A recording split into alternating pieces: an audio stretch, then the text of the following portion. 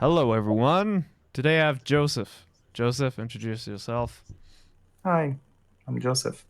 So I'm a tech artist, mostly in Unreal, and I'm very generalist when it came to that. So I specialize in all the systems almost. And then what else? I also did some teaching related to game development, of course. Um, had a VR startup at some point, and then I worked at Epic Games for 5 years as evangelist, where I traveled the Middle East, North Africa, and Turkey. And after that, I was at Romero Games, working on a unannounced title. And Yeah, that's about it. I like building cool shit. It's what's it called? We can swear on the stream, right? Of course. Of fucking Okay, course. Sorry. I forgot. so right. Yeah, I build things in games and outside of games, and that's about it. That's How about you? awesome. But you didn't mention the main thing that you're doing right now, right? What you're supposed to ask about it Yeah. Well, go ahead. without you asking? Okay, Yes. It's official. fine, fine. Yeah, so I'm also working on Arabic Games Conference, which is a game developer conference focusing on people in the Middle East. The talks are in Arabic. We provide mentorship, CV portfolio review. We Awesome. highlight the local games by doing the showcase. So if you're if you speak Arabic or are based in the Middle East and you want to get into games, or you are working on a game and you want to get more support, or you want to connect with other developers, I would highly recommend the event. Just go to arabic.games/conference and you'll find all the information there. Awesome. That's so cool. And it's very soon, right? Like from the time of recording this? Exactly 3 weeks minus 1 day. So Wow. In 3 weeks. So that is for November sure, 29th, I guess. yes. It will Okay. be all day. It's online. It's free. And yeah, you should participate for sure. How is a And you're journey giving, building something like this? I would imagine it being super difficult. definitely. And you're giving a talk at the conference, by the way, Oh yeah, uh, yeah. in case you didn't know. Um, so, how's the journey of building this? Okay, it's long, it's complicated.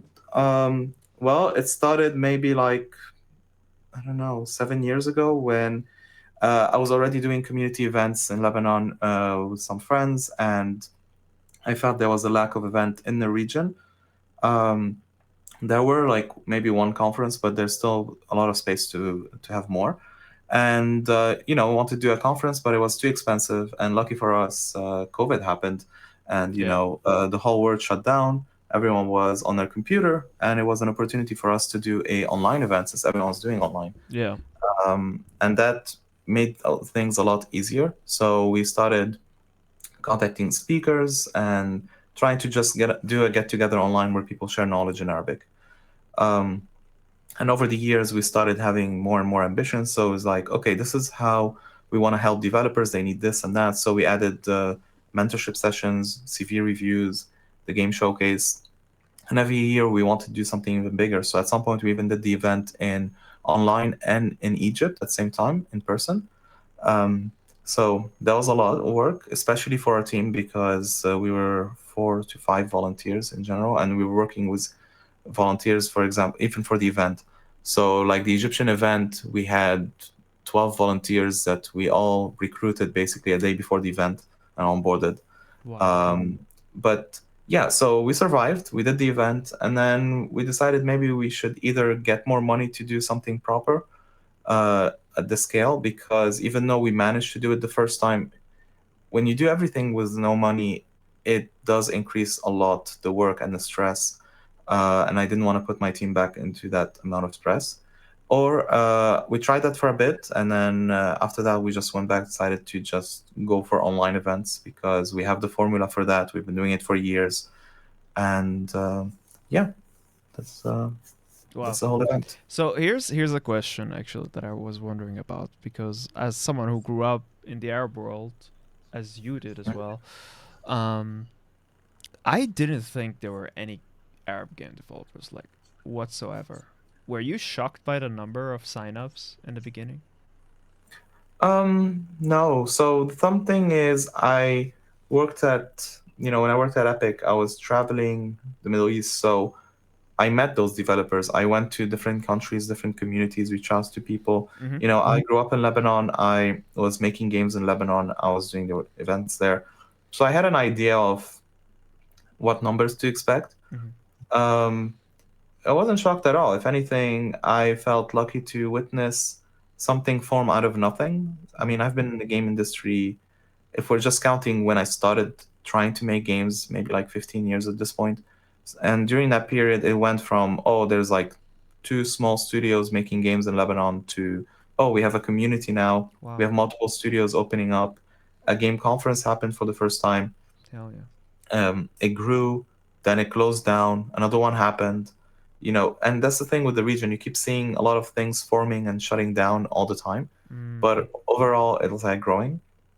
And then the last 2 years, of course, you had Saudi Arabia doing more investment of in course. their country, and then that also put them a bit on the map. Mm, So there's some countries who are doing okay, and there's countries who are still, need to do some work. It really depends. So usually our signups, most of them, they come from Egypt, Lebanon, Saudi Arabia, mm, and I'm hoping to do more with Jordan. So basically, those are the four countries that's like mostly, and then the rest is spread all over. Not that there isn't any activity. Like I know, for example, Tunis has a lot of game developers.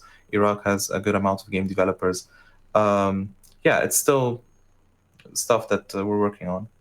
wow. Um, so So you're still working on the outreach or because I would imagine like a and like such a community that is kind of like everybody knows each other in a way, but at the same time like no one knows anybody. Like you were shocked, right? I at least I was shocked like to know that oh my god, you're from Lebanon, you're like an exceptionally great technical artist. Like what? All right, let's get to know each other. But it's not like we all like has have this telepathy where we know each other. I feel like especially people like Arabs in the who are living not in the Arab world are not as connected. So I really appreciate events like this. well, yes, though at the same time, you are more connected than you think.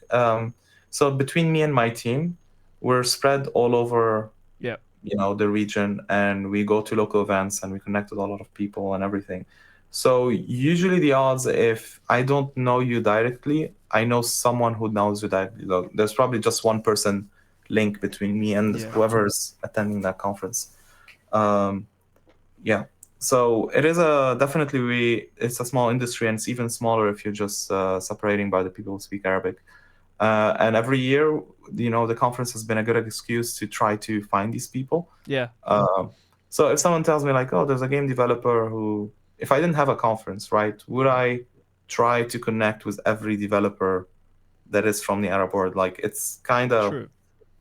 gives me more motivation to do that, and which is good. And also like if you're navigating the game dev world in the lens of like wanting to learn the craft and be good at the craft and also working with the craft, your focus is not categorizing people, right? You're going at it as you're going at it, and you're more likely gonna meet people who are non-Arabs than Arabs in this industry.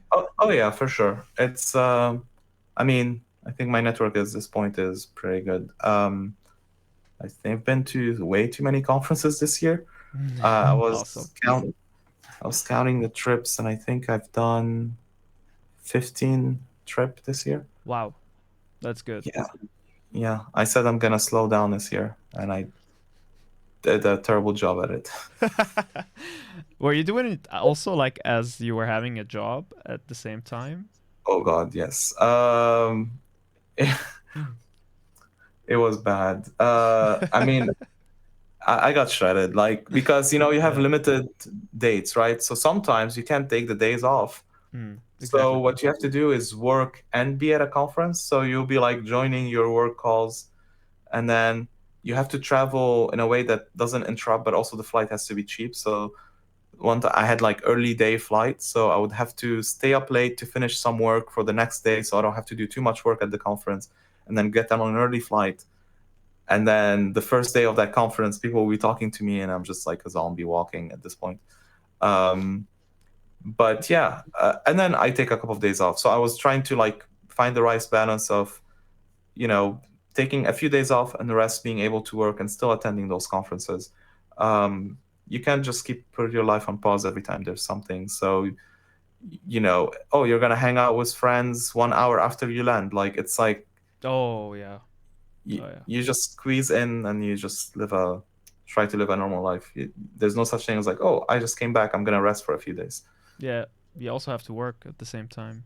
And also, even if you took it off and you went, to the conference, that's still work. It's not really. Well, technically, it's complicated. One, it is work, yes, but work won't see it as work unless they approve it as training. The problem is approving it training mean if they approve it training, they have to cover it themselves, Yep. cost wise. Now I was more talking like it is a lot of work in the sense of like Oh, it's a job on its own. Because when I first started with Path Out, like we would be invited around 15 times, I would say, a mhm, year. yeah, And that was before COVID. And I was having like my full time job that was not related to game dev at all, right? uh-huh. And all my vacation went into that. So the whole year I had no vacation, I and know. I've had a crash after 3 years, but it's Dude, one time I not one time, I actually this year I went to Brazil for actual vacation yeah. because, Romeo luckily Romero Games shut down. Microsoft cut the funding and whatever, and the whole studio shut down. And I was like, great, I need a vacation. That was the first thought that came to mind. I mean, obviously it's a great studio and I'd love to come back and everything, but and then I go to Brazil and I was happy and I come back and I talk to the people I know at conferences. I was like, hey, when was the last time you went to vacation? And they're like, well, I went to Reboot. I was like, well, technically that's still work. I was like, yeah, but Reboot is like, Oh my yeah, god. I think everyone in this industry is a workaholic. Absolutely. Oh Yeah. yeah, keep in mind, right? I was doing my job, I was doing the conference, I was preparing a talk because I have to give presentations at conferences. That's how you get like access to make them affordable. Mm. Um, so there's that. And now you have Arabic games, and I was trying to build my plant watering system thing because when you travel a lot, your plants start dying, and then you start designing a system that can take care of them, Hmm. only to realize that once you fix a problem, there's a new one that pops up. Like, oh, okay, you made it automatically water itself, but Hmm. then now it was a heat wave, and then there was a cold wave, and Mm. then the plant got drowned, and then it got dried, and Wow. then okay, now you have type of insects, fungus, whatever, Wow. moisture. You need to add the fan. It's the winter next to the window. They get cold, they die, whatever. There's not enough sun. You have to put lights, and I felt bad because it's been like 3 years that I'm designing the system at this point. Um, and then I recently watched a video about vertical plants and how you make Oh. them. Okay. And this video started with there has been a lot of startup trying to solve these, and every time they do them, they eventually fail because they keep getting into and they started mentioning all the problems I'm facing, and I was like, haha, people with more money than me failed, so I don't feel as bad as failing at this. By the way, the whole thing is just because I like cooking and I just needed herbs to cook with them, and I'm Yeah. too lazy to go to the supermarket and buy them. 3 years later. It was not supposed to be like that. This is version 6 of the system, and now I have to do like a custom valve that automatically shut down when the water. So, because I want everything mechanical, but then I'm afraid that the roots would block it. And anyway, fun. Wow. Like you're doing a lot. Yeah. So many Y- interests in so many aspects. That's crazy. Yep. And I Wow. have a social life. You still have a social life? Are you Yeah. sure? With the Yeah. plants, maybe. No, no. I have some for good friends. We hang out, bars and stuff. So yeah, no, I managed to juggle a lot of things, but yeah, and I sleep a lot. I think I recharge a lot as well. Wow. I mean, I have not talked to anybody on this podcast where it was the fact that they sleep a lot at the end. Like they do a lot. That's been coming, Yeah. over and over again. But sleeping a lot, that kind Well, of never came around. because you do a lot of things where you don't get to sleep. So eventually, when you get the chance to sleep, you just sleep. Like there might be a day where I'll just stay in bed the whole time, just like Whoa. Okay. Gotcha. Gotcha. Yeah, I mean that sounds. What got you into building that system? Is it? I don't know, but recently a lot of the plants got infected and died, and for a second I was like, what if I leave them dead? Wouldn't be nice. Would be free. I don't have any plants at home because they're just a pain in the butt to take care of. I have And that, cats, but like when you're describing how it is to take care of plants, I can't complain about cats anymore.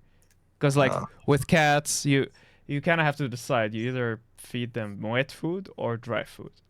The or problem both. with wet food is all the automatical wet food feeders suck because they use refrigerators, like I mean, refrigerator tech, I guess. yeah, Yeah. at least your cat is not a diva or anything, because some cats, like, unless you're feeding me yourself, I'm not eating this. Oh yeah. Oh yeah. I mean, Uh, my cats are a bit different, but at the same time, like we tried this fridge system, and they hate yeah, the sound, right? yeah, So we can't feed them automatically wet food, right? So I was yeah. trying to look like just a simple robot that takes like even if it's just like plastic bag of wet food that it can just open it and squeeze it from top to bottom like paste. Nothing exists like that. I was like, I can capitalize on that, but I have no background in robotics. Shit. But it would be simple, like just You don't need the open the background. You have a thing. 3D printer? You know how to do No, 3D no, no, modeling? no. I have no background in that. Okay, you know how to do 3D modeling, right? Yeah, of course. Get a 3D printer. Okay. But then what? Oh, there's other steps. No, just get a 3D printer, Model, Yeah. print. Ta-da. And then what? I need the system to make it go automatic, right? Like feed them at this hour and at this Yeah, hour. watch a YouTube tutorial on Arduino or something. It's not that hard. Man, you're like, it's so simple, dude. Dude, just ask. Look, Arduino are simple. Ask ChatGPT, vibe code it, and it's gonna be good enough. It's fine. Like if it mess up, your cat doesn't eat food. It's okay. Yeah, it sounds pretty bad. Um, but at least you don't have to water your cat.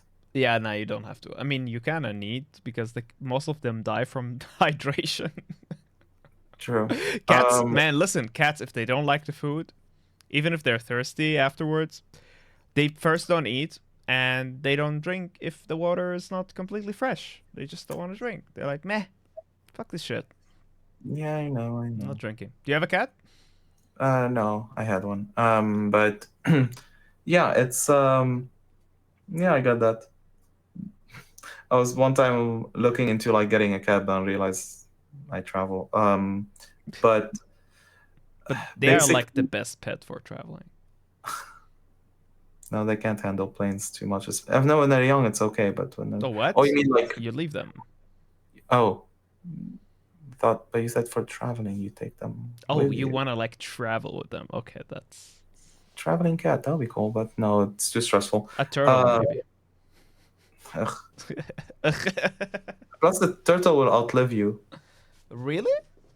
I I was think. a small one would I outlive? mean, Are you well, I sure? mean, not the turtle we raise because we're terrible at it. But Yeah. turtle, There are somewhere you have to put them in the freezer, I think, in the winter so they could well, just sleep. box turtle. What type of turtle? I don't know. Too many Man, there's types. so many turtles. Like, I'm for sure not gonna look that up. All right, we're going off track now. So Okay, sorry, no sorry. worries. Okay, I will cut all this Nice until here, games. but let's talk a little bit about what got you into technical art because it's such a weird thing to get into. Like you have to be uh going through a lot of interests until you land there. So what got you there? Well, to be honest, I was a generalist, but tech art pays better, For so real. just That is true. um, yeah. Anyway, the way I started, I when I was in high school, I learned the 3D modeling. I just found it interesting because I learned that you can make games. Sorry, not games. You can make movies with that. So I was like looking at, oh, they made this movie in this tool. So I started learning 3D Max and a bit of Maya and Nice. everything. And I wanted to work in movies. And then I realized my graphics sucks. But you know what else sucks? Game graphics. So I knew I had a chance there. Um, I love this. so I started learning how to make games when I got to college because I learned programming and I realized, oh, I'm good at programming. Okay, I know 3D modeling, programming. I'm going to go out to make games. I started making games. And then people were like, okay, you have to become either an artist or a programmer. And I couldn't decide because I was like, I enjoy both. They complement each other. And I kept doing both until eventually, like, tech art became a thing. And I was like, cool, that's what I'll be doing. And yeah, I mean, my title before was an evangelist. Now I changed to tech artist. It's, um, I didn't choose evangelist. It was given by the company. You just have to look at the market and whatever is in demand. So if something changed later, probably I'll change again. It doesn't matter. At the end of the day, I'm just about building things. Doesn't matter what you use. Um, and the industry is constantly changing, and you have to constantly adjust. Yeah, and that actually gonna bring me again to AI and AI topic. What are your views on that? Because so far you sound very uh confident in the sense of like they are just skills. You put them together, and as long as you're building something, Yeah. it should be that should be what counts. So, what are your views on that? I'm curious. Yeah, it's quite interesting. If we put the environmental things on the side where, we're all gonna die from global warming and everything, Yep. um, yeah, you should invest in a bunker at this point. Um, what's AI? Okay, I think that at least for programming, I'm not talking too much about art. Art, that's a completely different conversation. If you don't use it, you will get left behind a bit, but it doesn't mean you it will program, your code. But it does accelerate a lot of workflows. And I used to feel like, oh, I need to clone myself or I need more of me to build the stuff I want to do. And then when AI got released, and I'm not even using like a programming AI, I'm just using a regular AI. I went from, oh, I can program in like 10 languages to, oh, I can program in every language. Or I see what you it mean. went from, oh, this project, I need to learn how to get into that API to do those things, to, oh, I'm up and running and finish the tool in one day. Or I used to build like one tool a week. Now I can build like four tools a week. And also, there's things that's like, how much, I know AI doesn't do like good code, but the question is, how much good code do you need? Like, if I'm building a tool that I'm going to use once and throw away, like I need a migration tool where I migrate data from one thing to another. I'm gonna only gonna use it for that specific case and then never use it again. Yeah. Yeah, I'll just vibe code, let AI do most of the work, and use that. And I don't mind if the tool is not efficient. But if I you write, can if I'm allowed to interrupt, like yeah, I don't know how to code, but like I know the basics of Python. That mm-hmm, a little bit, not too much. And one of the things I was facing with streaming and podcasting is that the stupid amount of time it consumes to make an edit, right? Like I want to make shorts, right? And you have to watch your whole recording again and listen and okay, get the best cuts and stuff like that. I don't have time, and I yeah, cringe when I hear my voice. Okay, so what I did is I found a tool that can transcript the video that I upload on YouTube. And here I don't have to do anything because YouTube does the transcription automatically. So I just found a tool that can copy that where I could download it. Then I feed that into some local AI on my PC and I get the best 1 minute like snippets of the talk, right? Or of the podcast. And then I was able to like you said, dirty code, right? It's not making any nice code or anything. It's super dirty, but it gets the cuts done automatically. So it cuts it yeah, using FFmpeg, right?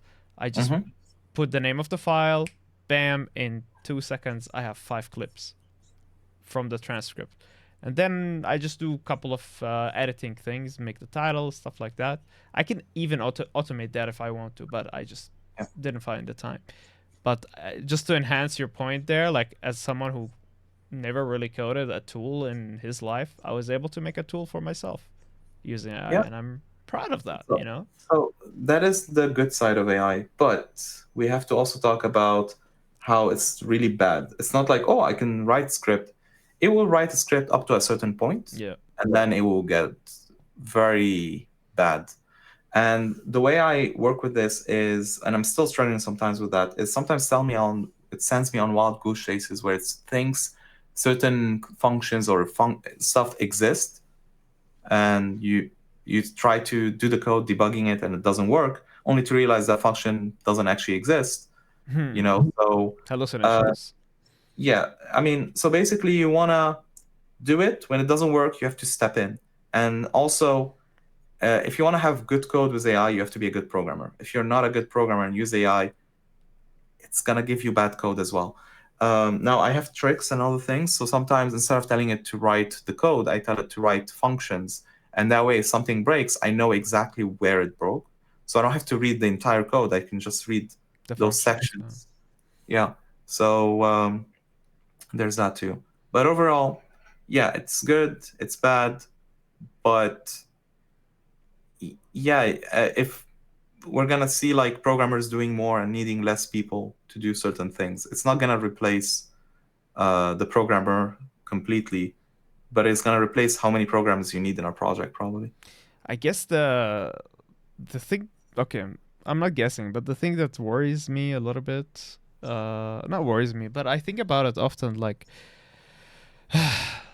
we will have at one point, just like with social media, we'll have a generation that doesn't know a world without, you know, Hmm. and with code, you kind of can't go away without knowing how to code, like you said. In the Hmm. end, you will have to fix a lot of stuff, or you will have to investigate a lot of the issues there. So it's really tricky, man. Like, when is it a good tool for beginners? I guess, like, when you ask it, like, what is wrong with my code? If you're really bad at it, I mean, when is a good tool for beginners? I don't know. I genuinely don't know. Like, it's great for learning. You know, I you can agree. ask it a question and it's gonna. But how do you know it's teaching you something correct? That is I true. don't know. Yeah. Um, good luck. I like oftentimes find myself there as a VFX artist, right? I'm like, sometimes I get stuck in a not Yeah. sometimes I got stuck once in a certain scenario, and I before I asked anybody, I went and asked AI, and then it started just hallucinating solutions, like you said. It's like, oh, and then you right click right there and you choose that option. And it's like, I'm sorry, Yeah. dude, but like that option does not freaking exist. And then I just went to the servers, like the Discord server, and I described exactly the same issue, and I was much faster. Like I got it solved way faster. Oh yeah, sometimes like you can just look at the code and see what's the problem with it. Like I was doing a Discord bot recently and I was trying to get the names of the members in a certain channel, but because the members can change their name inside of a server, Yep. no, you need to get the nickname.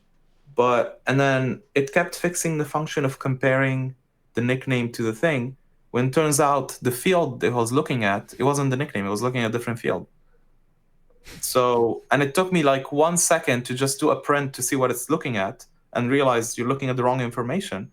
While the AI was just stuck in an endless loop of fixing a function that was completely fine. Wow. Wow. Wow. It's crazy.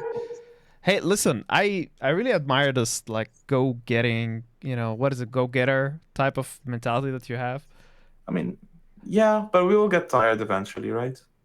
No, but I wonder like what makes you so fearless about learning a new skill? Um, Honestly, I think it's just history of having those small wins and each time that win pushing you to do more. So it just started at a younger age of, doing something, getting the right encouragement for it, getting good result and even sometimes bad, but then sometimes more good than bad and keep trying and then eventually discovering that, oh, I can learn anything. And the second is discovering that most people are afraid. So you don't have to be good, you just have to be better than everyone else. Like imposter syndrome, right? Once you realize that everyone else has imposter syndrome, then you'll be like, yeah, that's cool. I can be more confident because I know everyone else is, they don't have the same confidence in their own skills. They can still be better than you, but, confidence and skill level are two different things. But Uh, you're also touching on the point here that you don't need to be better. You just have to be. You kind of have to just be less afraid, like have more courage into I would say, failing and trying a new thing, right? I know it's a double-edged sword though. You eventually you learn that you can fix anything, Mm. but also I guess then you have to learn when not to fix things as well. Like scope wise, or That like at some point everything is a problem. Everything is a walking problem. yeah. Like you need to know what are the things that are worth fixing and what are the things that maybe just let your plan die. I don't know. Uh, it's so been 3 years. so do you feel like you've always been that person where there's a problem presented and you were always trying to fix it? Yeah, yeah, Interesting. That's a really like it's a good base to have if you want to become like a technical artist because that's exactly what you're hired to do. yeah, yeah. Tech artists don't need tutorials; they need therapy. At one point, maybe the therapy will turn them into something else, like not technical artist. It will probably turn them into therapists because they'll start learning. Oh my god, yeah, they will try to fix everything. Absolutely. That is so true. So, Unreal Engine, what's the story? Yeah, Tim Sweeney made an engine 30 years ago, I think, and and then he made a shooter with it, and then the engine was a modding tool, and then he sold it for a lot of money, Few and a lot of money, yeah. I know yeah, how few a much lot of that money. is. Yeah, it's like this big, and then he kept making more versions of the engine, Yeah. and then yeah, that's the story of the engine. Now, I mean, Oh, what's your story with it? oh, basically, when I was in college and when I said I learned programming and I was like, oh, that's how I make games, I Googled how to make games, and the result was Unity, CryEngine, and Unreal. Mm. And I don't play that much games, so I just went to my gamer friend, was like, here's the games made in every game engine. Which one should I choose? And he was like, Bioshock was made in Unreal. Learn that one. I was like, great, thank you. And then, yeah, so then I started using the engine. Then I started playing Unreal Tournament because I knew the game was made with Unreal, so Hmm. it was for research purposes. Yeah. I don't play that much games, to be honest. Yeah, I mean, me and you have like the same taste of games, like Command and Yeah, Conquer, we grew up in RTS. the same region. It was the same. Everyone liked the same games. Yeah, kind of like offline games that maybe you can find in the LAN party shop. Yeah, right. Yeah, Counter Strike, Generals, Red Alert, exactly. Half Life. Exactly. Those are the games I still play till this day. And Yeah, I yes, haven't like I played. said, LAN party shop, we have those. They're internet cafes where you can play in LAN with your friends. I don't know Oh why man, those don't exist here, but I yeah, don't know. I But if I'm digress. ever gonna do a bachelor, I'm thinking of doing a LAN party Hell and yeah. just like pizza, Oh my video god. games. Yeah, Yeah, let's go. yeah, I know, right? You just like rent a warehouse equipped with computers and just I don't know, stay there for 2 days. That's the Absolutely. bachelor party. Just pizza. Maybe there's a bed in the middle just to sleep and keep I going the mean, next day. That's a party. yeah, yeah. I mean, I have friends who can cook, so I mean, I can cook too. Actually, I have a bunch. Yeah. Now to come to So think about it. yeah, I mean, honestly, game developers, right? They eventually have the same. I actually made a game. Go to arabic.game/bingo, and it's all the cliches of game Oh development. my god, I And love that. yeah, they always find the same interest one way or the other. Um, so anyway, cooking is one of them because if you're good at programming and designing, cooking is the same thing. Absolutely. And Yeah. also a lot of the skills that we learn, even coding is a bit related to Yeah. cooking. Even like shader programming sometimes is related because in the beginning you're learning the skill to solve a certain problem, which is like I really want some, I don't know, some boiled eggs. Then you go and learn how to make a boiled egg. But then it's the same concept to boil spaghetti or noodles. You know what I mean? And you kind of use those, mix and match those like techniques Yeah. to make different things. But at the You just same remind time, you kind of do the same thing with shaders or with a particle system. Yeah, it just reminded me how many tutorials there are on how to boil eggs and people Still discovering different ways to.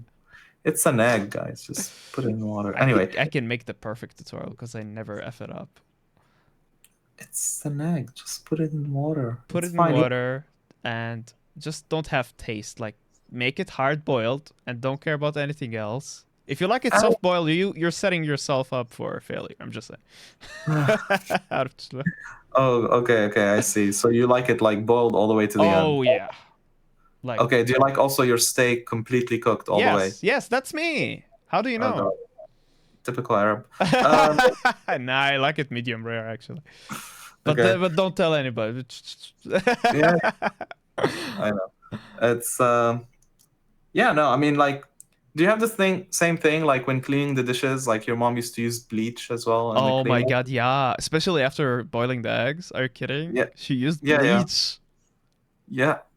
Okay, What wait. the- No, not you don't put bleach. I mean, just for the cleaning, like bleach is like combined with dish soap for everything. They have to Yeah, how be. else are you gonna get rid of the Zanka smell, right? Like, which Yeah, I don't exactly. even know what the English word for Zanka. At this point, you know that. Okay, so something also. We use cinnamon in our salty, savory dishes Okay, no, I that don't have do that. egg in them I don't do that. to get rid of the smell of eggs. No way. Yeah. Well, people here is like, oh, eggs smells nice, nice. That, but it's so shocking to me. Like when I came to Europe, how people like are okay with not cleaning the house. Like I'm okay with that too. Believe me. I But like know. my mom, are you freaking kidding? Like Once a day. she would swipe the freaking walls. I And know, I was right? shocked by like the wall paint you can buy here, because Oh, basically whenever there's something on the wall, it the paint is gone the moment you scrub it. I didn't know that. I didn't know that it requires actually a very expensive paint that you can literally put water on and wash it yeah. like they do in Syria, you Don't know. don't get me started on things like in France, for example, you go to a restaurant and it looks like the inside of it, chewing gum, and basically they're like, "Oh yeah, see this place? It's like we haven't replaced the wood in like 200 years, and it's like the wood is like crumbling, dying." And then it's like, "Oh, it's such a like good place." I was like, Ugh. Have you ever like witnessed, because in the Arab world we literally clean the floor with water, like shataf it's called, right? Yeah, yeah. Have you I were mean, you ever like on your mattress on the ground sleeping and all of a sudden you start hearing the water and you start screaming for your life? yes. Then she comes Uh, with the sweep, you know. yeah. I know. No, it's horrible. I need to send you memes about this, but Oh please, come yes. on. I mean, how much therapy do we have to go through versus like the Chris's and Davids that you find in game development that are like, have you ever seen like white people getting grazed? It's the best thing ever. Like a 4-year-old in a train, how much Yeah. attention they get. I was always amazed by this. Like there was always like, I always see them in trains, right? Like they put like they kind of take their whole home with them, like with their Hmm. toys and like it's They really have money for amazing. toys. And then the kid has always opinions about things, right? Like, Mama, I think the door is too loud, like of the train, right? And the mom is like, Yeah, you're right. The door is too loud. What do you think we can do about it? And then I looked at my wife. I was like, Do you know what my mom would have said if I told her the door is too loud? She wouldn't say. She would grab something. She would literally say, Shut your mouth. You don't have an opinion. So I have to grow up in a world or compete for the same jobs Yeah, these Chris's and Davids have to compete for. And I'm like, it's not fair to begin with. but also no, you don't need that much therapy. I mean, you No, don't no, believe no, in no, not therapy, at all. no. Such an Arab way to say it. Hey, it's just like 2 hours of therapy will do you good, man. You have emotions, suck it up. It's like, Uh, you have opinions? Oh, what's that? They don't even exist. yeah, I know it's fine. But funny thing is, I went to Brazil and they have the same Lebanese dishes there. Kibbeh and sfiha. Yeah. They don't have them as Lebanese food. They have them into their day-to-day food at this point. Okay. And then, I was hosted by a friend's house, like at her mother's place and everything. Nice. And they are same thing. They were cleaning the floor every day. They're like this. It's really culturally they're very identical. So yeah, It's kind of repeating itself at one point. Like I mean, here's the thing, like how many restaurants you've seen in Europe where it's like an Egyptian trying to make Lebanese food. dude, every Lebanese restaurant in France is Syrian But why would they say it's Lebanese if they're Syrians? because no one wants to buy Syrian food. Everyone's like, oh, Lebanese food is cool. So if you name it Syrian, no one would go. Oh, that's so sad. And Lebanon and Syria have almost identical food. So It's one to one the same. We just call stuff different just to piss each other's off. you call stuff different? Yeah, like Sfiha is fatayr, for example. Nah, afwan. What is the other one? Manaish is fatayr in Syria. Yeah, but Sfiha is a specific variation of, at least in Lebanon. One is tomato and onions Mm. and meat, and Yep. one is more like greasy meat, and sometimes you mix it with like lamb and meat. Yeah, we call that lahm bajin. So like Yeah, the lahmacun is Turkish the lahm regular one. bajun. Yeah, Well, it's not Turkish lahmacun because they're literally saying lahmacun, which is exactly, Arabic. exactly. But people only know lahm bajun in the West. So if Also, they know, Turkish has good food, but I don't like their spices. So even the I mean, lahmacun is like what are their spices? Basically, paprika they're- powder on everything. exactly. Can you not put paprika in literally everything? Not Yeah, everything needs paprika. that But will be the title of the episode. Turkish spices suck. yeah, I mean, they have some things that are good. Just don't use everything for everything. Like there's shish barak. I don't know. You know that dish? Okay, now how is this? This is a game show. By the way, what's the subject for today? Just to know, because we are talking about Doesn't matter. everything. Okay, it Doesn't doesn't matter. matter. Cool. So they have this dish, which is we have it also in Lebanon shish barak, which is like the dumplings that you put in yogurt. Oh my god, it's actually my favorite food ever. Shish I know, barak is right? the best. But we bake it, then we put it, and they just boil it. So one is like a Wait, you bake bake. it? Like you put it in the. Oh, Yeah, yeah. You do the balls, you put like them in the oven first, yeah. and then you dump them in the yogurt. Oh, I never heard about that, but sounds delicious actually. Wait, well, how do you do it? Yeah, we boil it.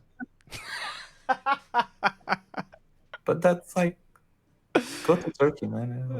Go to Turkey.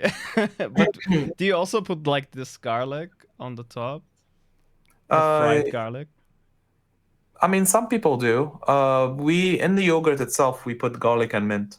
Oh my So god. yeah, Man, you're making me hungry as I hell. mean, if you like mint, I planted a lot of dry mint right now. Is it dead?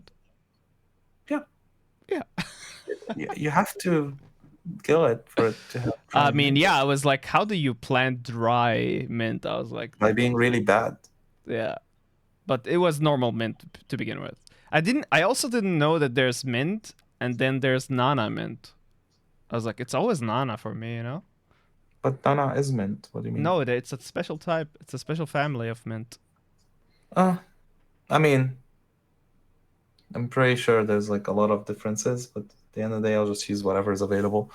Um, I think but like the Nana is so nuts. Like so the peppermint you get peppermint, right? It's called. You get yeah, like from in Austria it literally grows like in the wild, right? You can cut it okay. and eat it. But fresh it would taste too intense. It's like a gum almost, like a toothpaste. It's Mm-hmm. too intense. But the Nana one is really like it's mild. You can put it in falafel, right? You can put it in stuff. It would be Mm-hmm. amazing.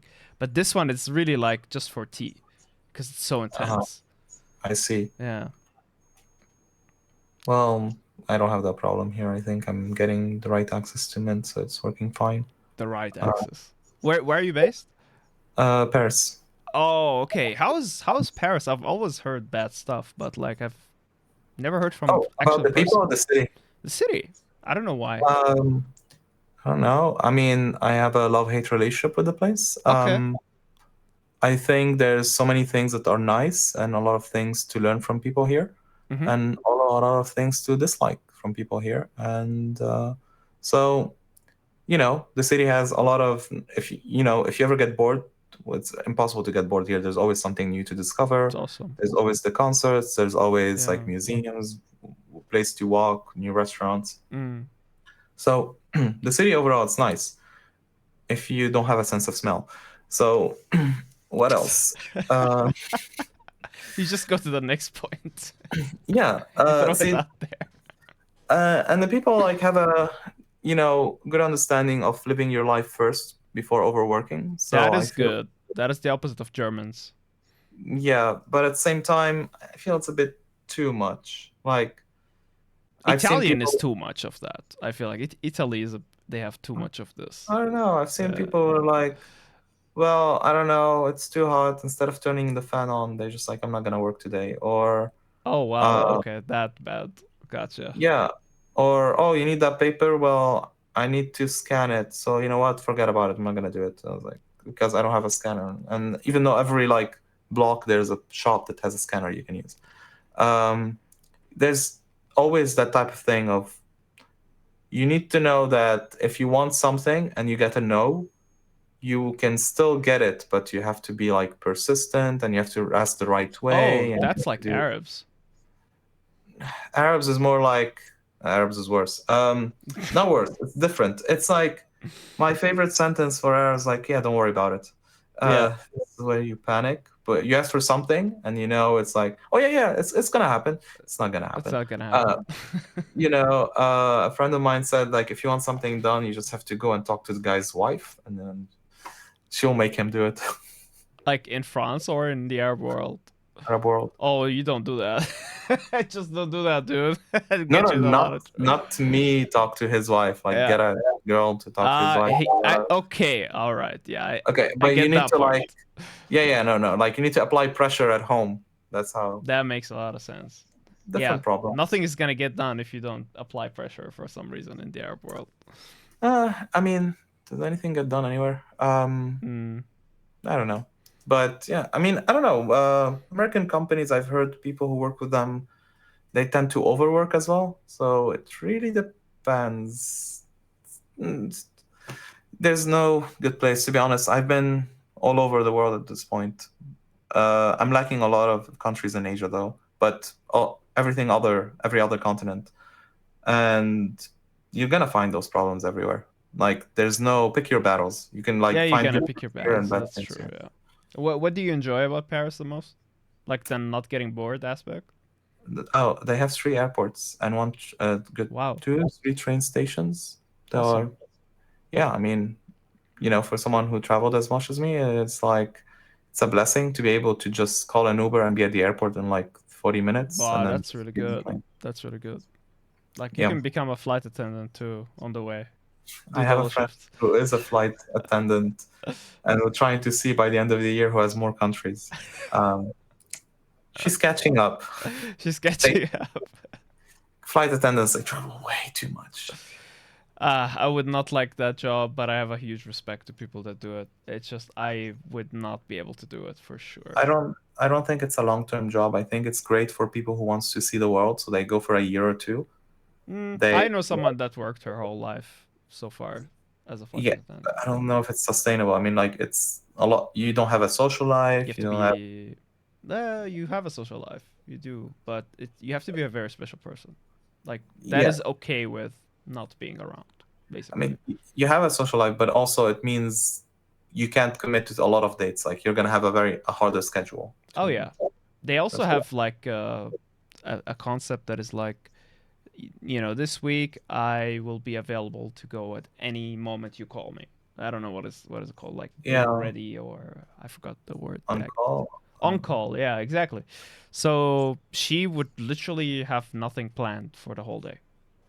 Yeah. Because she can't commit to anything. It's like she can go at any moment, and she has to be at the airport at a certain time. Like, damn it. So yeah, do it. Yeah. Travel the world and then quit. Is it really worth it to travel the world? I feel like it's something I'm okay missing out. Missing out on. Traveling depends on your objectives. I guess there's a couple. One is in general, yes.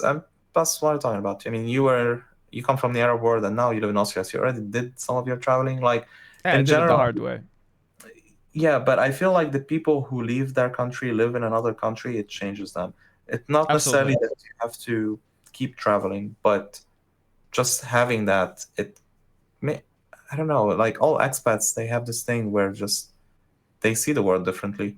Um, so yeah, It you have to do changes a that. lot in you, like when you see other humans, just like you living in a different circumstances and a different set of rules too, and working there as well. That is You know, crazy. growing up in Lebanon, we as Arabs we like to distance ourselves from other Arabs, and Yep.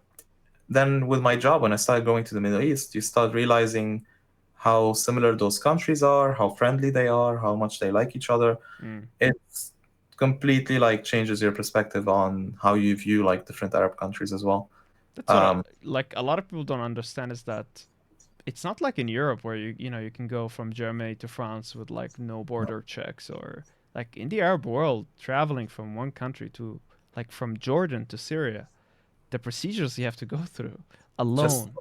to give context, Jordan and Syria have a shared border, a big shared border. Yeah.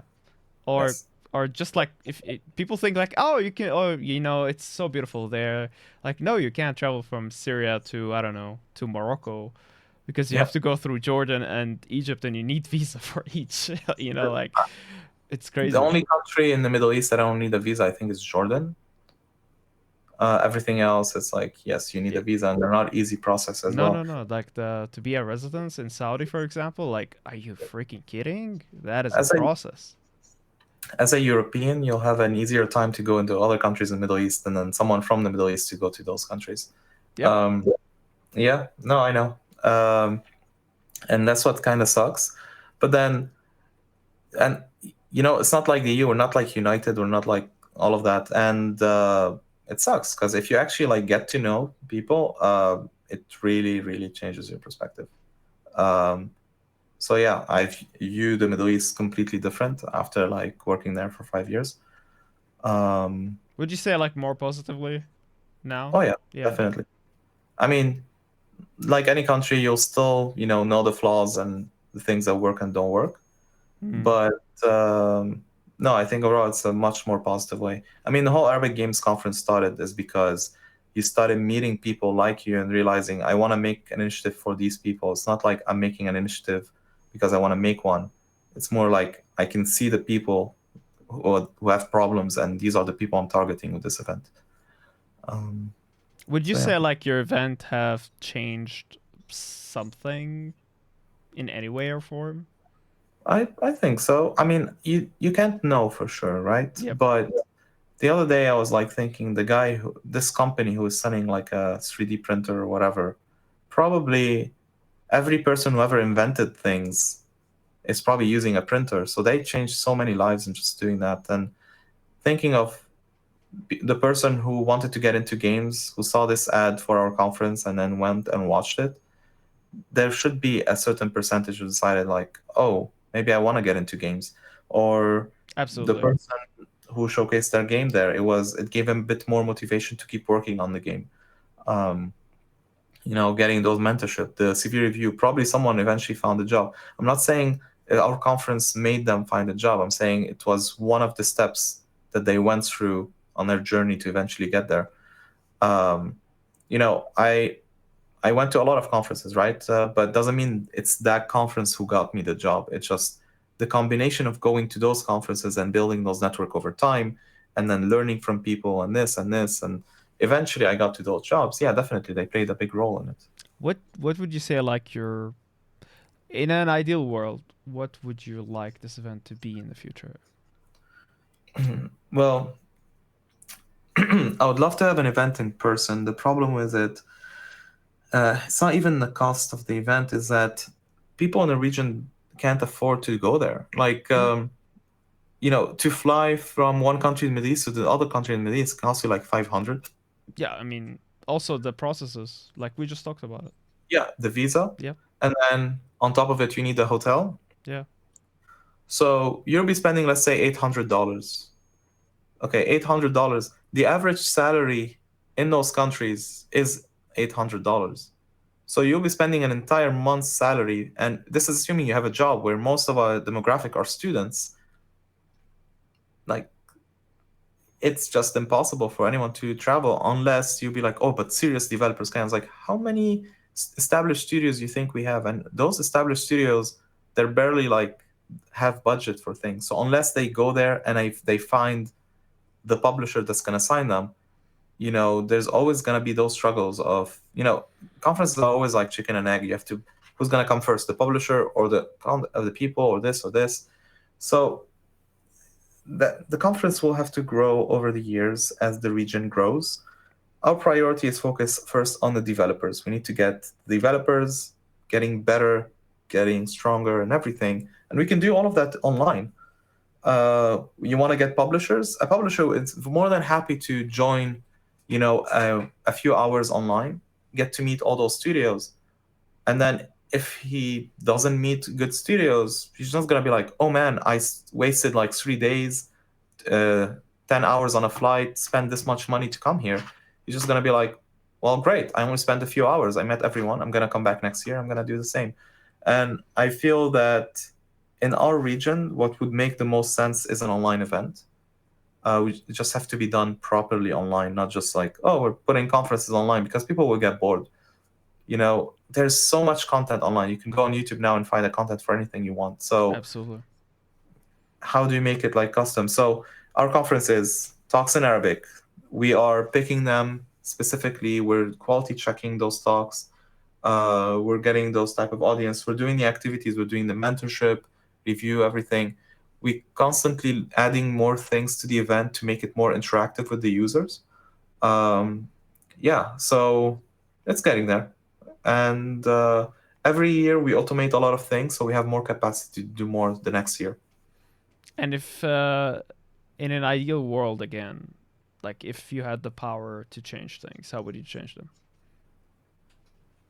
Power to change everything? Like literally everything, like Well, destroy. governmental stuff. Think Well, first get rid of nuclear weapons. That would be great, right? Arabs don't Uh, have nuclear weapons.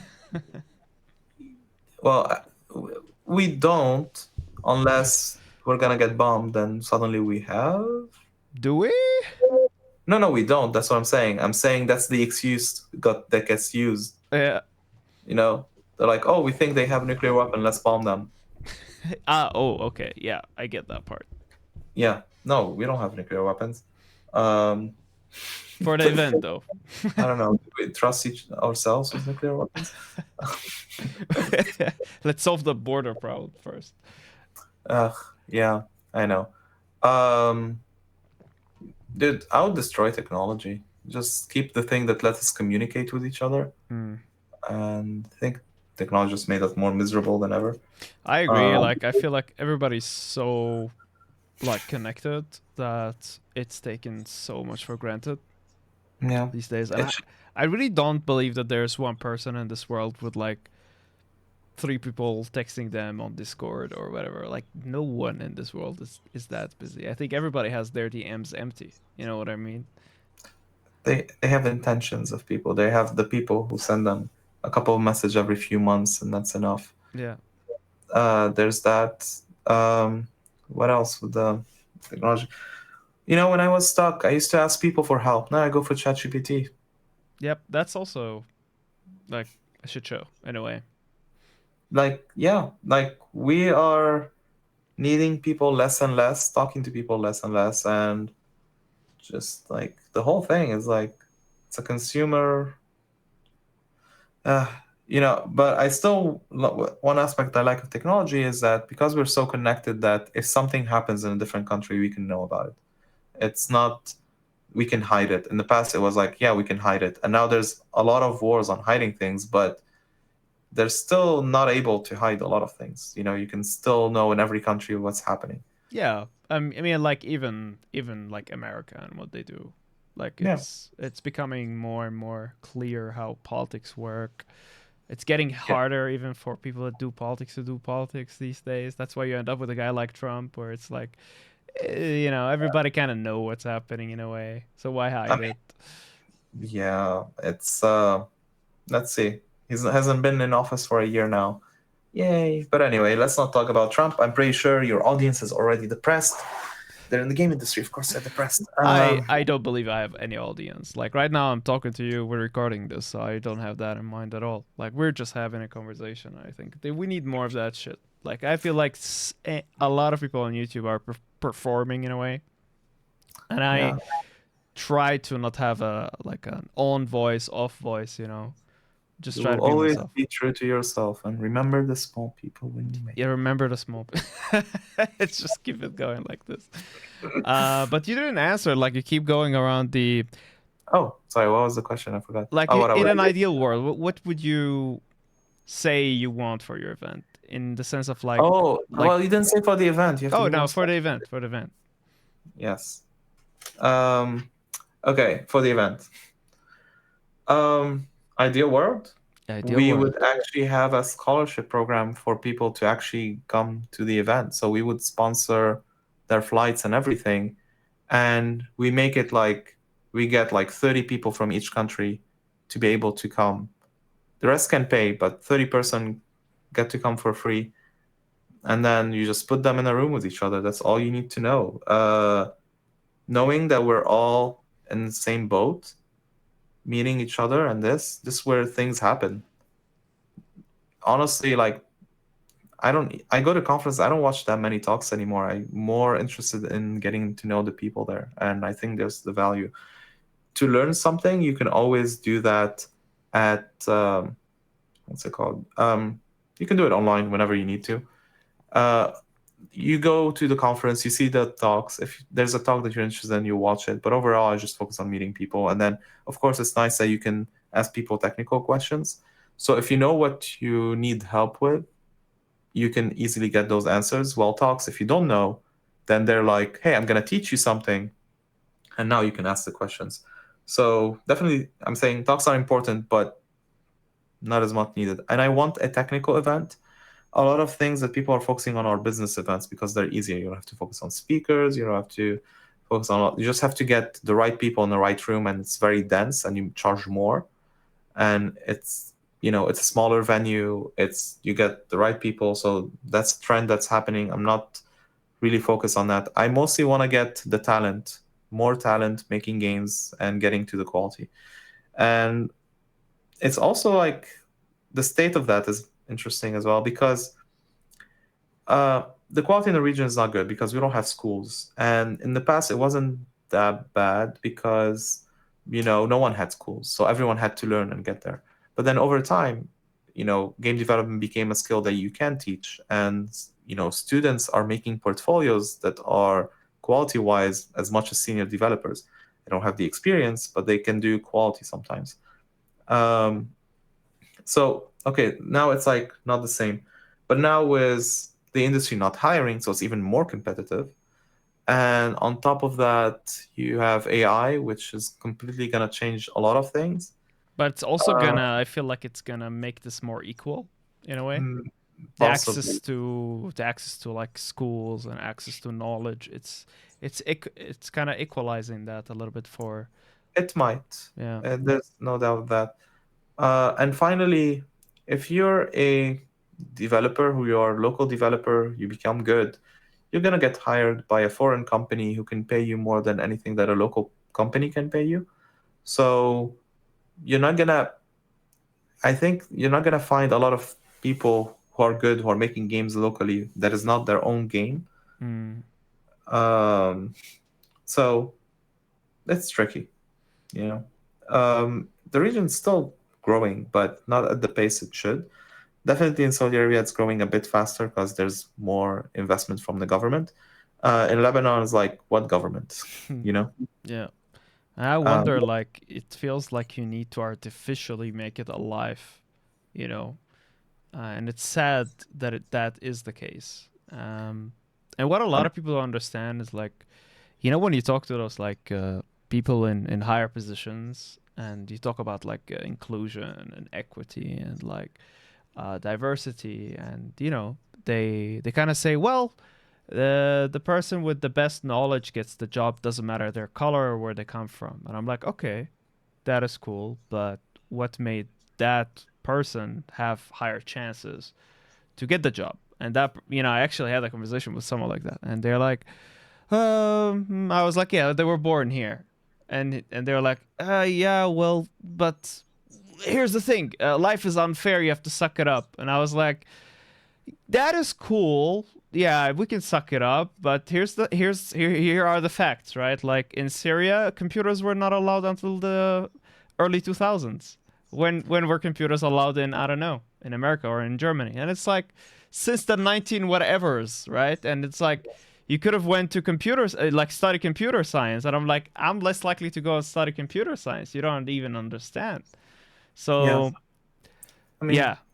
it's a double-edged sword. So they have to be good. That's the main criteria. Yeah. But at Romero, we were hiring remotely, and my entire team was all over the globe, especially in the EU time zone.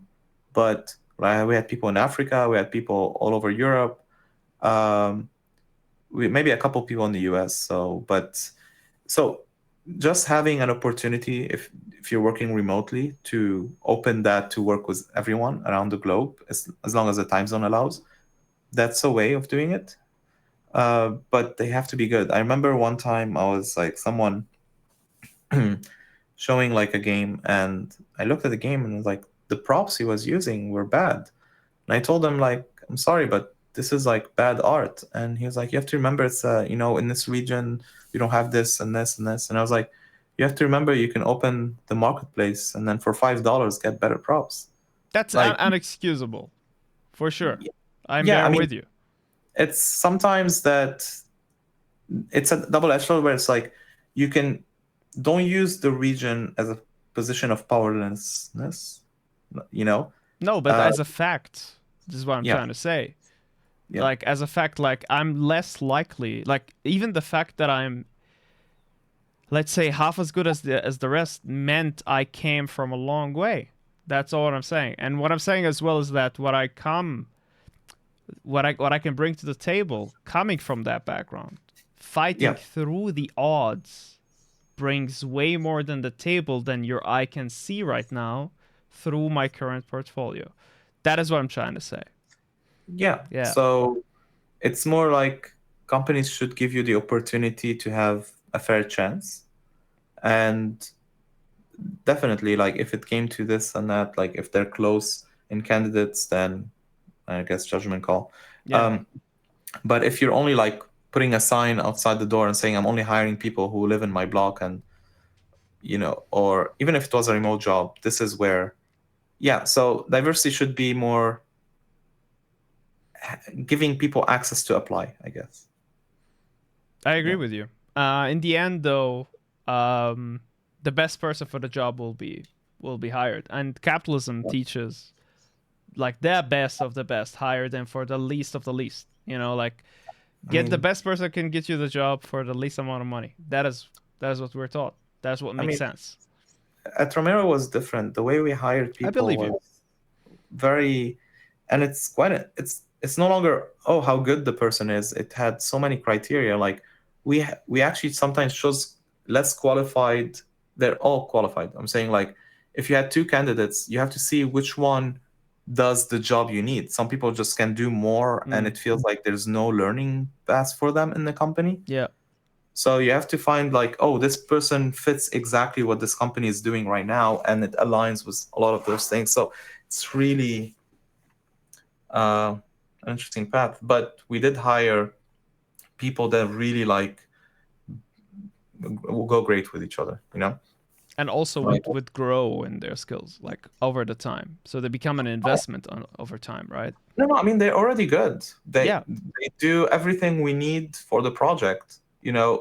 If you, let's say, you hire someone, a tech artist who can also write his own game engine, and it's like, but we're just not gonna rewrite the engine.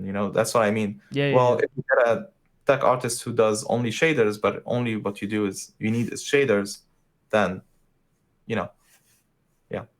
It's very interesting. I've never heard about like not just hiring the most qualified person, but also hiring the most fit is Good. as a thing. Because if they're not growing, they'll leave. That's simple. If you can't create something that you want to hire someone for the job you have, not the job you might have. We Mm. had one time a guy who wanted to do more procedural stuff, and the game had no procedural things, and it's like, Yeah. you know,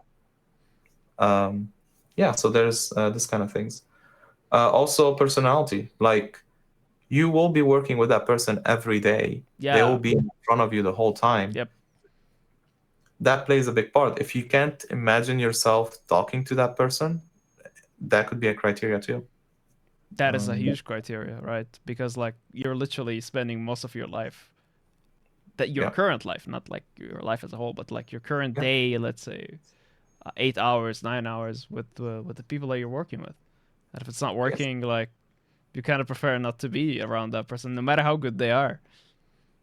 Yeah, Um, yeah, pretty much. yeah. Um, yeah, for more tips on getting hired, we're gonna have a panel at the conference called. For real? Cool. Yeah, we do. Every year we do one. We get different people who are involved in hiring decisions. So one time we had some CEOs, one time we had HRs. This time I'm gonna be joining the panel, but to give a technical perspective. So it's more like this is what from a technical perspective we reject, and then also HR and CEO and such. Um, yeah, but all the HRs are people from the region, so they understand all of those specifically the challenges. So, oh, okay, you have the visa thing. Um, how do you work remote? What are the criteria, etc. We try to get local studios and foreign studios. So we have, for example, a I don't know exact title. It's like a senior talent acquisition from Ubisoft, for example. Yeah, Um, yeah, she's great. She can give feedback on, hey, this is what Ubisoft is doing. So if you're trying to apply remotely for this company, we probably don't hire remote and you should not apply. Or we do hire remote and this is what you should do. Or we do sponsors visa, we don't sponsors. Like all of those, she can answer specifically those questions. it's awesome. You Um, rarely hear like those perspectives because like if you're applying, oh, what you're getting is either like, oh, let's go through the first interview or rejection letter, most likely, right? Like, mhm. unfortunately, we're not gonna go or whatever. That Yeah. is basically what you're gonna get. So Yes. it's good to kind of hear the other perspective of like, okay, what are we missing here? What is going on? Yeah, and we have a CEO also of a company in the US. She's originally Lebanese, and she did hire remote workers from Lebanon at some point as well. So she has experience with working with local developers and remote developers, and then she has points on that. And at Romero, we were hiring like crazy during the last year. So I've done more interviews than I can count at this point. Well, that's a lie. I Okay, can but count. here's a question: as someone who you were on the decision making table, right? Uh, what would you say is common advice for everybody that everybody just misses on, or they Well, fuck let's fuck skip up? the obvious, which is oh, you should have like No, a I good don't want that. I want the least obvious stuff. yeah, yeah. Yeah, So I'm just want to say like okay, if we're assuming that you have a good CV and you fit the job description and everything, yeah. um, the vibe. You're talking to the interview. They want to see if they vibe with you. Like if we try to ask you about your hobbies or try to get to know you, don't give a one-word sentence answer. Actually, have a conversation. Yeah. Try to have a personality. Try to have a Like, personality. like, I kid you not. Like, there are people who just say and leave, and it's like, if we say a joke, try to react. You try to say a joke. You don't have to say a joke. I'm just giving basic example, but Yeah. we, again, we're not just hiring a robot. We're hiring the person we're going to be working with. So, Yeah, man. Like, but how much of that is nervousness, neurodiversity, oh, like, it's all of that. So we you we know? do take that into account. Like, definitely we try to make people comfortable. Yeah, Try yeah, to yeah. I agree that definitely there's all of that. Absolutely. So It's difficult, yeah, man. It's really hard. Like you I, said, you gotta work with that it's not a person. it's Like, not a deal fuck. breaker. Like for me, like the thing that was deal breaker at some point was I would ask a question, and then the guy would circle around it Oh, for like 2 hours and eventually answer it. And oh, it's like just get to the point. And it's I was giving that would be something that I would find And it's not like a one-time thing. It was constantly all the time, and it's just like Like with skills questions, or was it? just any type skill question, any type of question. I'm just giving an example of no, it's not you have to have a joke, you have to do this, you have to do that. I'm just Yeah, yeah, gotcha. it's like it's a score, right? It's like plus minus blah blah blah. Like being neutral is not a bad thing. We would still hire you if you've been neutral. It's but this is also other things that we look for, right? I'm always careful with those things. Like, I appreciate you sharing the knowledge, but what I don't want it to for people to to replicate or to understand is this. Oh, I have to be someone else. That is exactly the total opposite of what you're advising here. You're No, saying no. like be yourself, right? Yes. Yeah. You're Yeah. not saying like if you don't say jokes now, you should say jokes. Like, no, Yes, that don't is not what you're saying. Yeah. yeah, don't memorize jokes and recite them either. It's like For real. Like, just yeah, be yourself. And I think a lot of the interviews would be way better if people were, and I'm gonna be honest, either more honest about being nervous yeah. or not being nervous at all, which is impossible. But Everybody's I nervous. I mean, we hired this girl and she's very shy, but Yeah. she's also very funny. And then, so she makes memes of everyone, which is Oh, funny. that's so cool.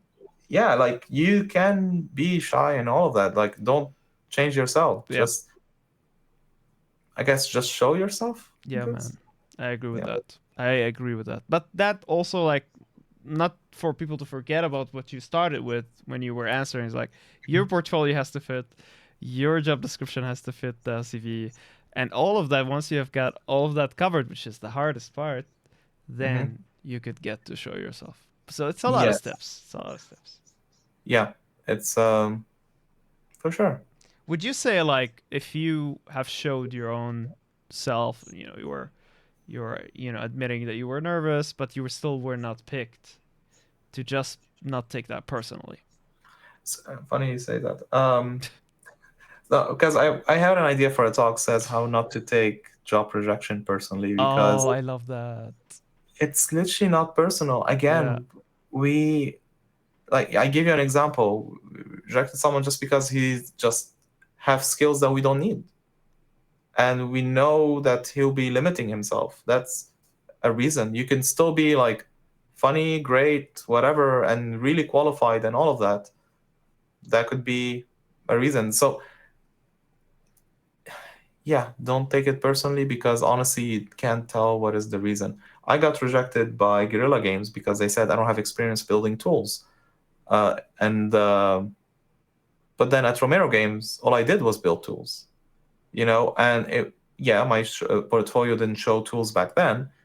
But once I got a job that required tools, I immediately started building them. Like it didn't take me that long to, catch on. So yeah, people can be wrong as well, and I so think the majority of people, sorry to interrupt you there, yeah. but like the majority of people I know, even like senior positions where they get rejected, it's always that it goes back to their brain that I'm not good enough, which is like a super normal thing to think. But like you said, most of the times decisions that are being made, they're made without explanation. All what you get is the generic, unfortunately we have chosen other applicants, or whatever the hell is the generic email. I wish there was more personalized, but that is impossible by the amount of emails you get. I So understand that part too.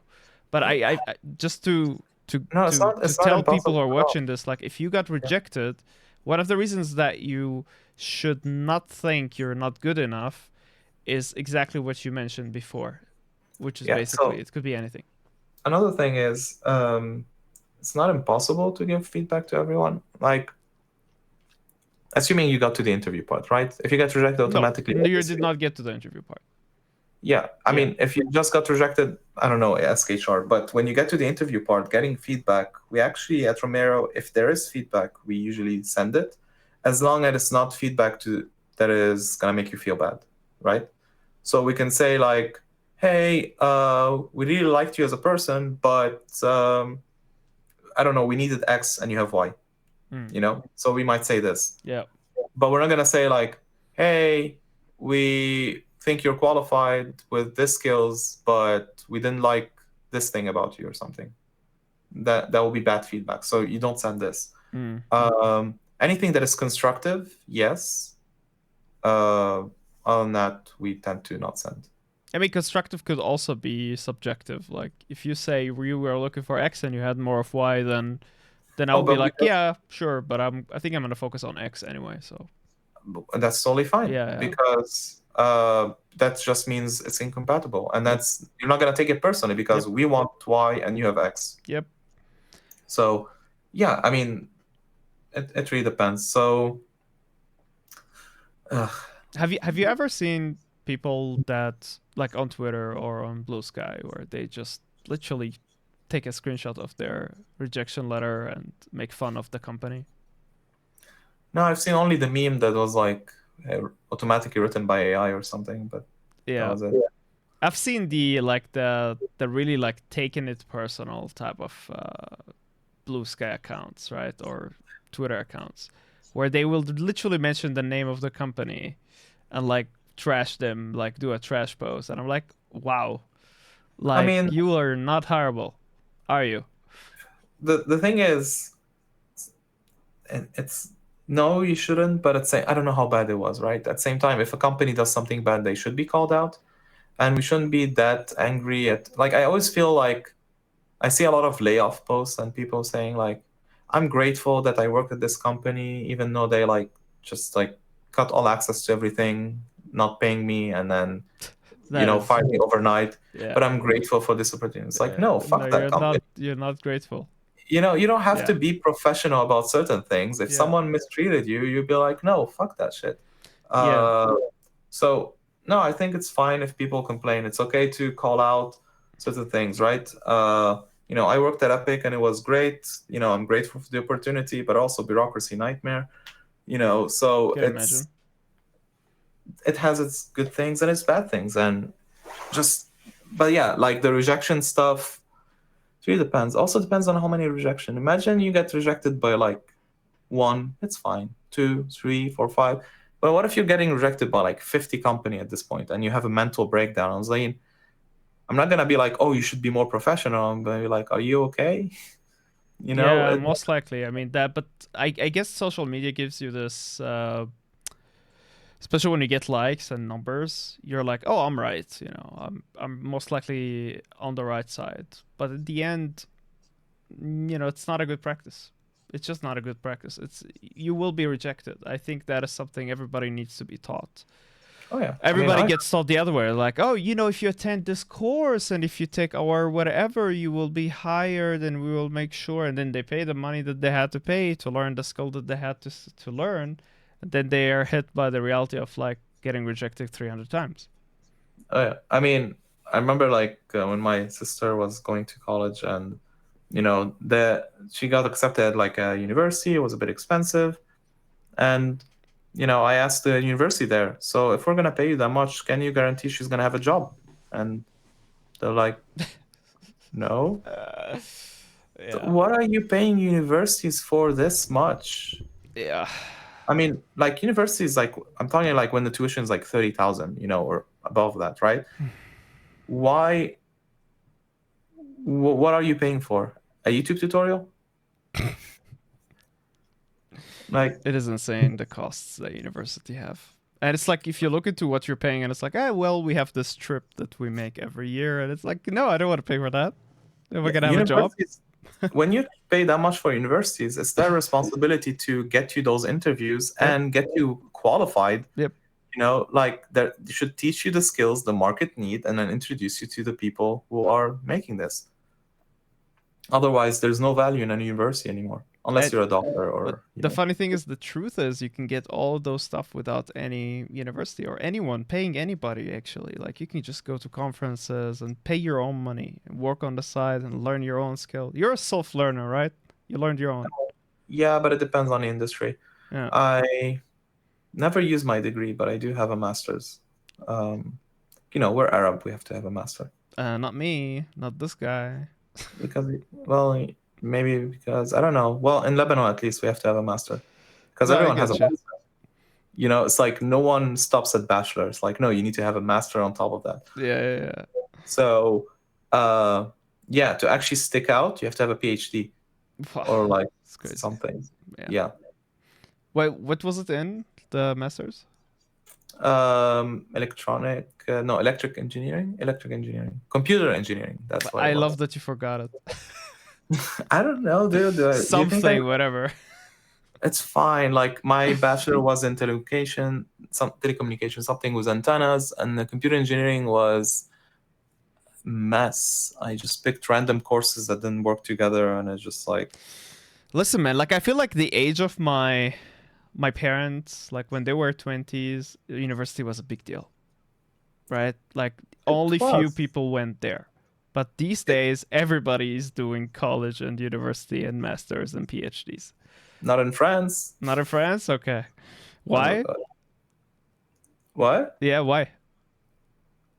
I don't know. Ask the French. I mean, at least in Paris, most people that I'm meeting here, Yeah. it's or they do go to college, but they study things that don't have jobs. I don't know. Yeah. You know, Yep. in our board, you have to do doctor, lawyer, engineer. Mm.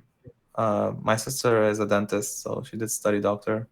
I did have the engineering degree, and my sister was studying law at some point before she dropped out. But so yeah, we do have the doctor, lawyer, engineer. Everyone has to.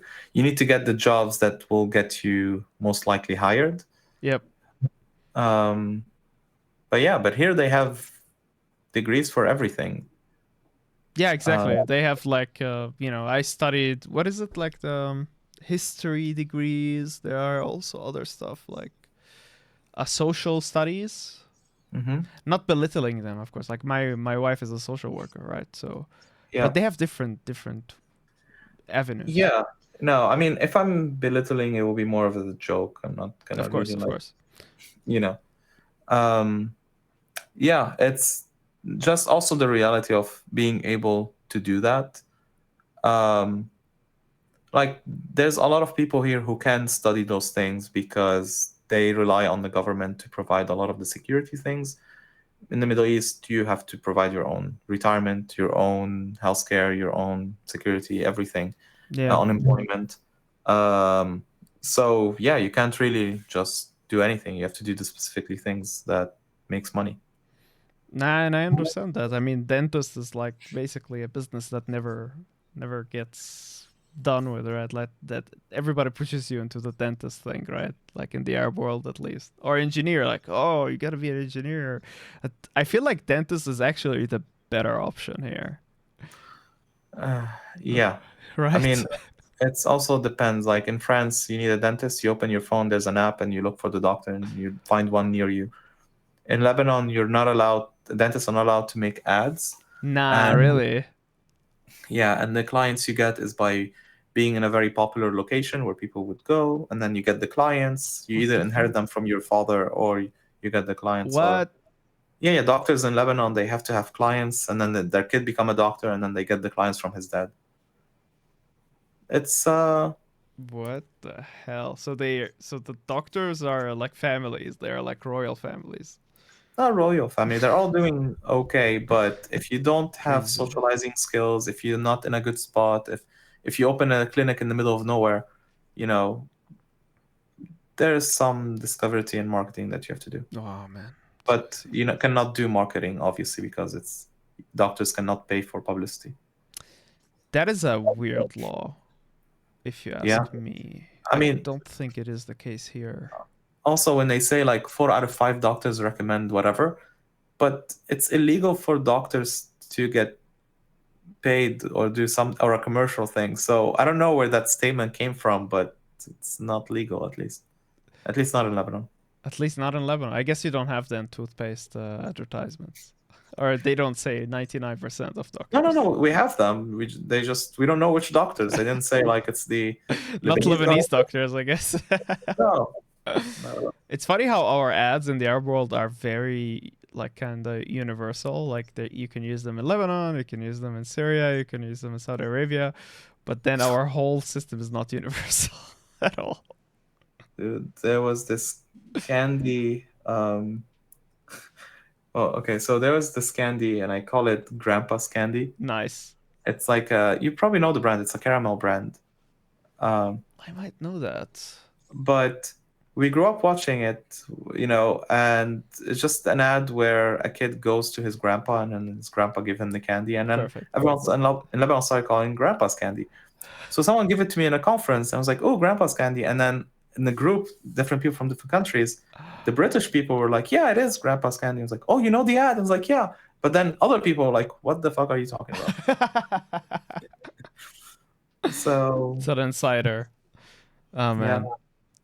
Such like so many topics to talk about, and we can go even 2 more hours just talking about Command and Conquer and everything. oh yeah, Yeah. it's yeah, good though. So, what would you like to tell people before we close this? Um, if you're depressed, don't be depressed. Wow, thanks. I'm cured. Yes, if you're poor, get money, I'm and cured. If you don't uh, have bread, eat cake. yeah, if you don't like yourself, be someone else. Oh, Oh my god, that is so you in a way. thank you. That's Yeah. it? I mean, do you need more life advice? No, not life advice, but generally like if you would imagine like people in the beginning of their career, Yeah. what would you advise them? It's hard to tell them other than like just do the thing because I don't think what worked for me will not work for them. They are the best judge on what to do. They just have to keep trying and things will not work until they do. And it's you won't know until they do. Just don't start a studio and make an indie game with the intention of making money. Do it for the learning experience. It will get you to the next step. What makes you Um, say that? Like what are people around you done that or no, I mean just in general, how rare is it for an indie studio to actually like make money, a lot of money? so statistically you're speaking that it's if everybody had the same ideas. Yeah, I agree with you. Yeah. But I wouldn't go to the lethal company person and tell them that. No, I mean, is if you want to learn, open a company because you don't have opportunities around you. That is a great opportunity, right? You're Yeah. building your own thing. You're motivated to learn. You're Yeah. going through this learning experience. But the odds of that project actually succeeding are very, very low. And you should try. Just you have to have that expectation when working on it. Um, yeah, it's I don't know. It's trying to make it less pessimistic as it sounds. You can't, Um, you're an Arab. ugh. It's in I our mean, blood. I did my own game for a long time. Mm. That's how I got into my career. I was working on it for years, and that's how I got really good. But then I got a job that would pay me a lot of money, and I did the calculation, and I was like, the game will never generate that much money. Yeah, I agree with you. So But the thing is you got that far and with yeah. just making your own thing. Oh yeah, that game got me to that point. I wouldn't have gotten my job unless I was working on that game. Yeah. Yeah. Was it in Unreal that game? I think you didn't talk about it as Yes, much. it was a VR game in Unreal about archaeological sites in Lebanon, and Wow, that's very specific. yeah, I know you have to.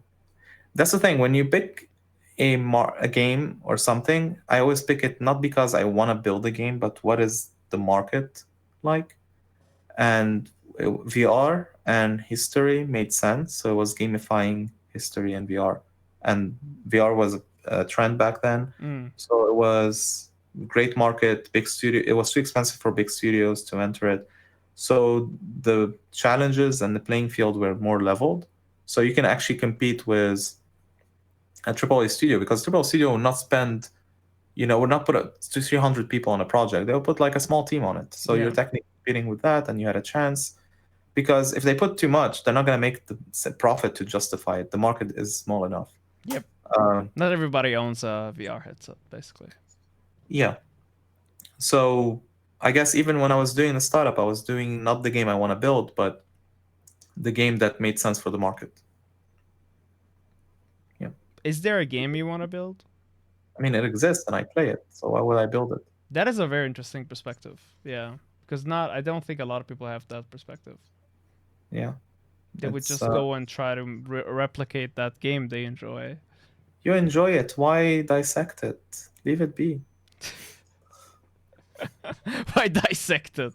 Maybe for learning, I guess. I don't know. But I feel like if everybody said, "Yeah, I enjoyed that game," I'm not gonna make it on my own. I feel like we're never gonna expand upon like the like if I Yeah. enjoy Command and Conquer and I have ideas that would maybe expand on it, and I Yeah. never make a mod or anything, then you know.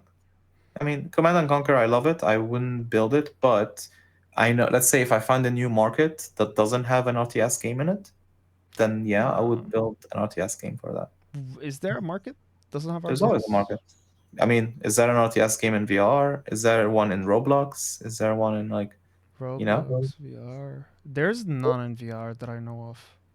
I mean, one person was actually recreating Command and Conquer It exactly, really. and yeah, EA shut them down. What happened? Sorry again. EA shut them down. But to be fair, he was using identical art. Okay. Like he was like literally just remaking the game, Wow. I which wonder like what would even be the good thing about having it in VR because I can't you can imagine imagine standing and then looking at your base and then just like commanding the army from the top like God. that could work or even huh. You're making me think about it. Could be Yeah, actually interesting to have There's a that. video probably somewhere of a guy Send doing it it. over. I will try to find it. But Cuz yeah, I like when is it just a like a gimmick and when is it an actual feature that you have it in VR? I mean, VR is amazing. That just sometimes not having a game and just like being able to stand Mm. and see something makes it great. Like you want to make a horror game, build a room that is dark, and that's already a horror game. In a way, yeah. I can agree with that. But like VR horror is a next level of horror. It's not the normal, couch game horror. It's really it takes it to another level. I remember playing like Half-Life Alex and just looking at the zombies like that close was crazy.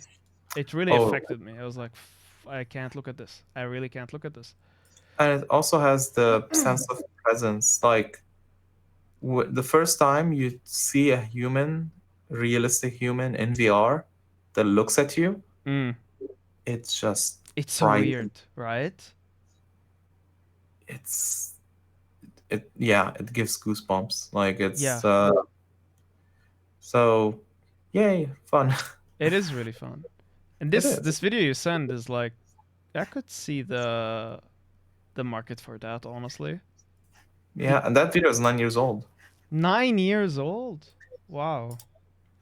That is a Yeah. project I would love to work on. Damn. Ah, the teleporting. Okay. Like I was thinking, how would you do like the right click and move? That would make you super dizzy. Well, I would say instead of moving, you what? Oh no, I don't know. I would just grab the world and drag it. But that would. Ooh. But wait. What if you were not standing in the world, but you're seeing it like a table in front of you? You can do that too as well. Um, yeah. So I mean, we're not gonna design a VR game. Just saying, No, we're not. don't do We're don't not. do a startup if you learned anything from what I said. Um, but yeah, My advice is do whatever the fuck you want. That's for sure. All right, man. Listen, this has been a lot of fun. Let's talk still after that we close our thoughts here. And yeah, if you enjoyed this, leave a comment and a like and share it with your friends. If you don't enjoy this, why are you still here? I have no idea. yeah. Yeah, that's it from me. Joseph, is there still something you want to say? Click the notification bell and I don't Nah, I don't do that shit. All right, but everybody, have a good one. Salam. know.